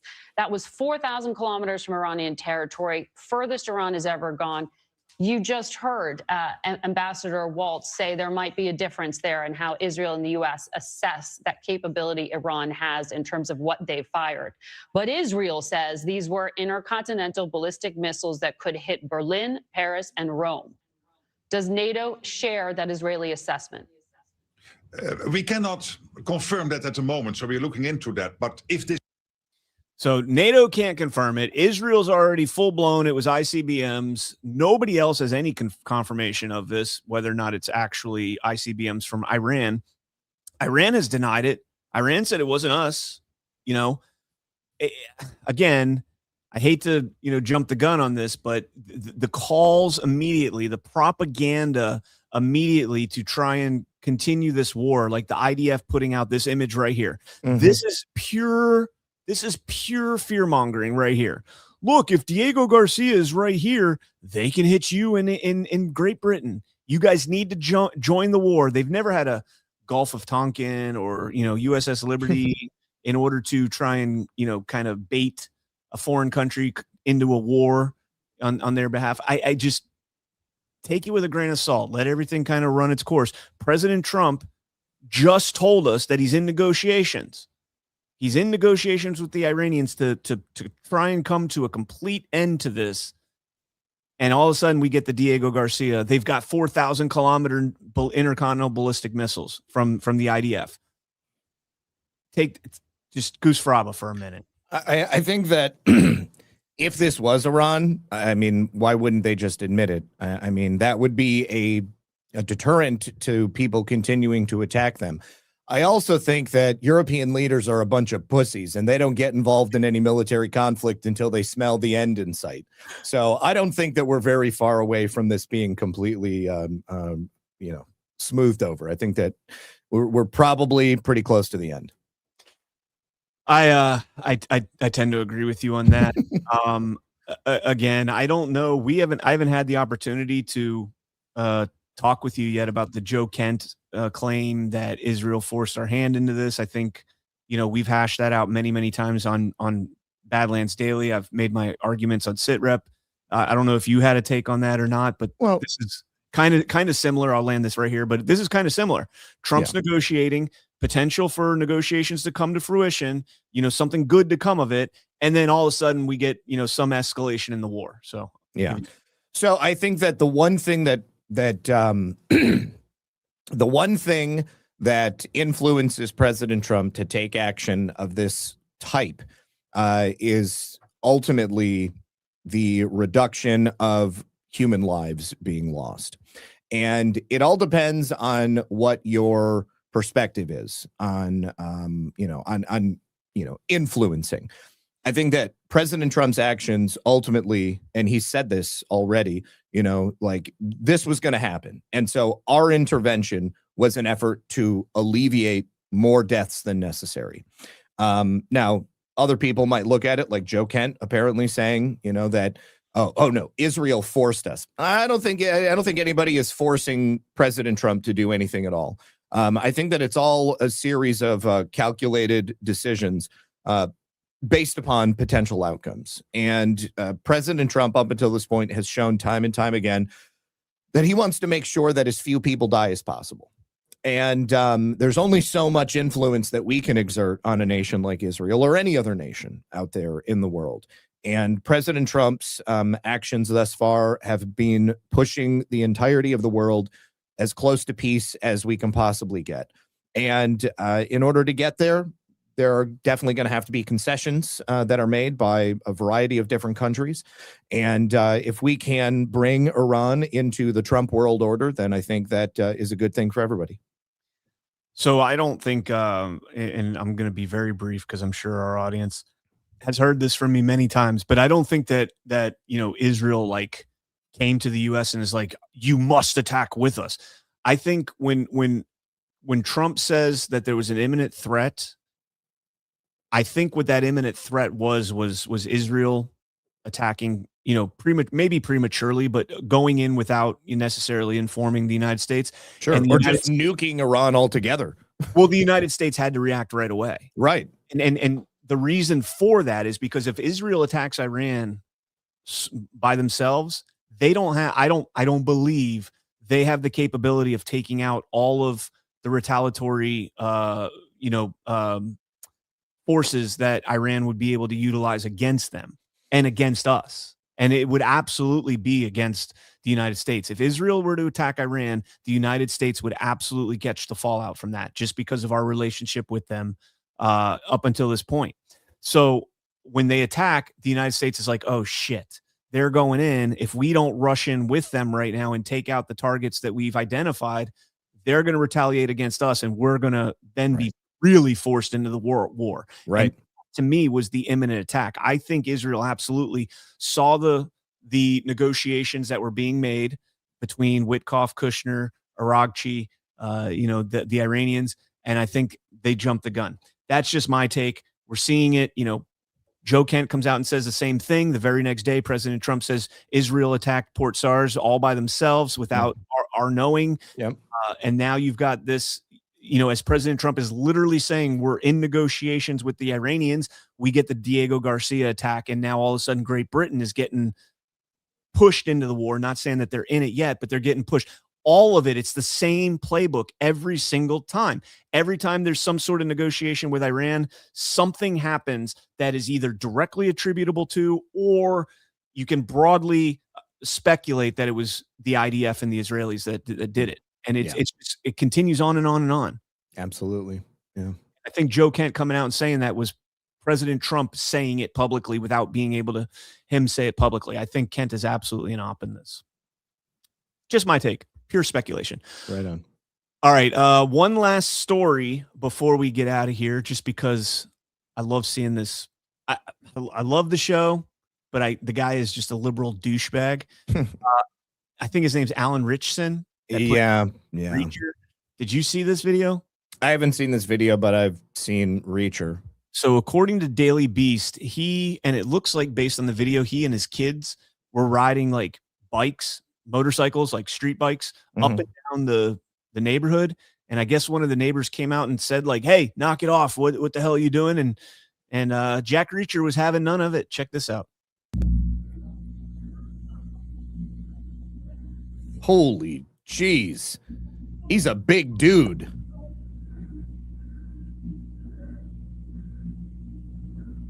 Now, what happened before the punches were thrown, though? Bingo. That's always the question. Yeah. Now, that being said, like you just said, Reacher is a fucking Richson is a huge guy. Now, I'm sure for the show Jack Reacher, he's, he put on some pounds and he's bigger than he always is, maybe. But dude, to take like 3 shots, including one to the head, from that guy, and he didn't go to the hospital, good on him. But you want to see some kind of justice? The guy has no idea how to handle a street bike. Watch when he tries to pick up his bike.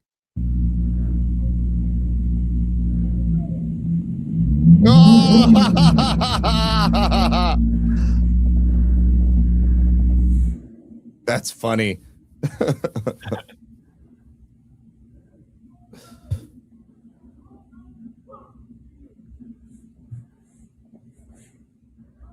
Dude just got his ass whooped, but still.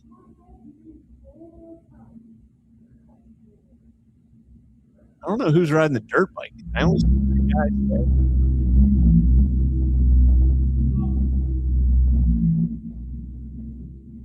All right, so there it is. That is a mountain of a man to take 3 shots like that from. He's also a flaming leftist. Flaming leftist. So, all right, let's jump into some Rumble rants here. Kitsko, good to see you, Kitsko. Andrew Weissman is still around, and he was running the investigation of special counsel. That he is. I'm sure he's going to have a world of hurt at some point. If he hasn't been subpoenaed already. Exactly. Kitsko, regarding the meteorites, I think about Atlas 31 being pushed away from Earth, and we are being hit with the shards. Zach, you know anything about that? I know 3i Atlas. Yeah, I mean, it was this long meteorite that they were trying to convince people was an alien spacecraft for a while.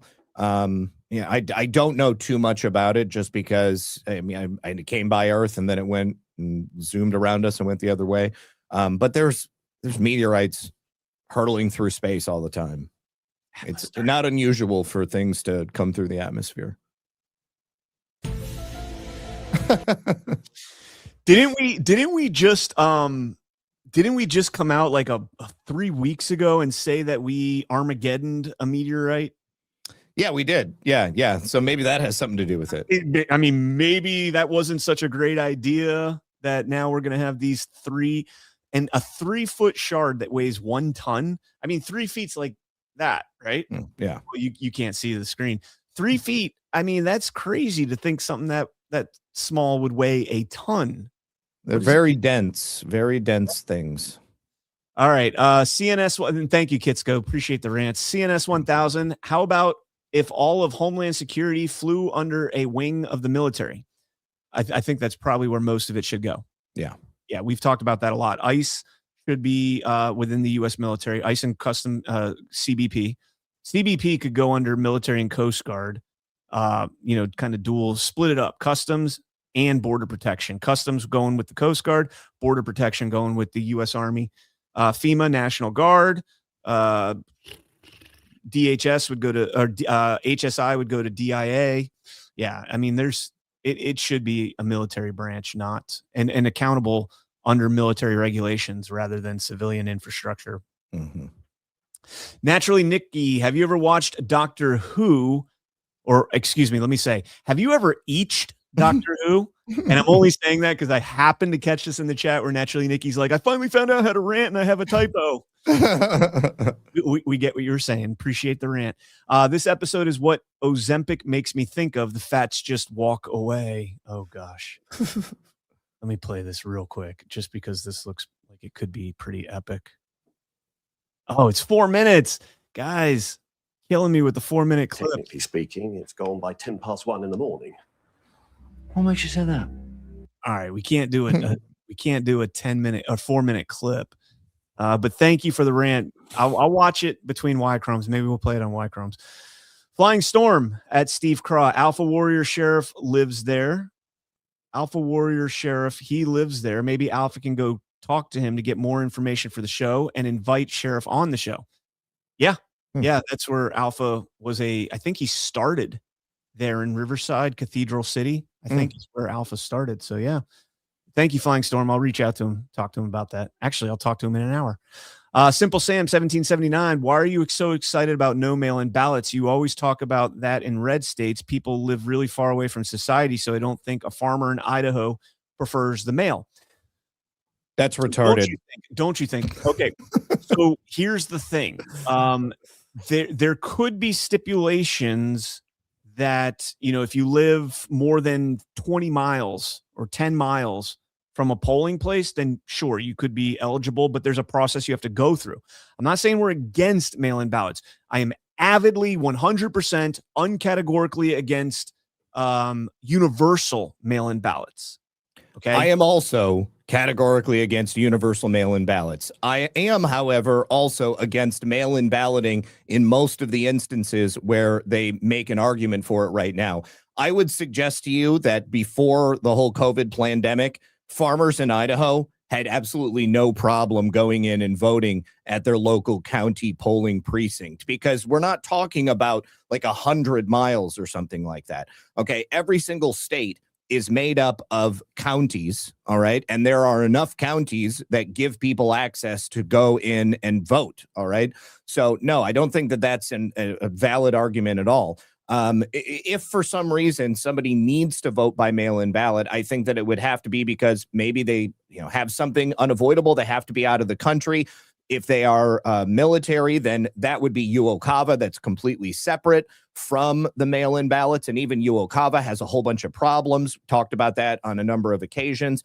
But no, I think that people had no problems going in and voting. And in years past, we were even more spread out than we are today. I mean, society is far denser now than it ever was in years past when people had no problem going in and casting a ballot.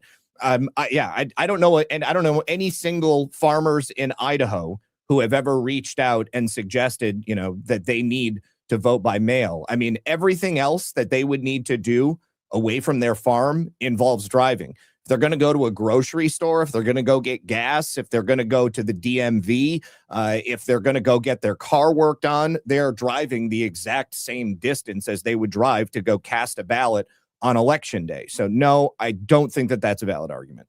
Agreed. Yeah. And again, I'm open to the idea of debating the issue, but again, the main focus, the main source of fraud, or at least the vector that kind of initiates the whole thing, is universal mail-in ballots, introducing millions upon millions of ballots into the system without anybody explicitly requesting them, is one of the main drivers of fraud. Correct. As you chop away at that more and more, you start to realize that without that system, there are circumstances for mail-in ballots that Zach alluded to. I'll land that there. Yeah.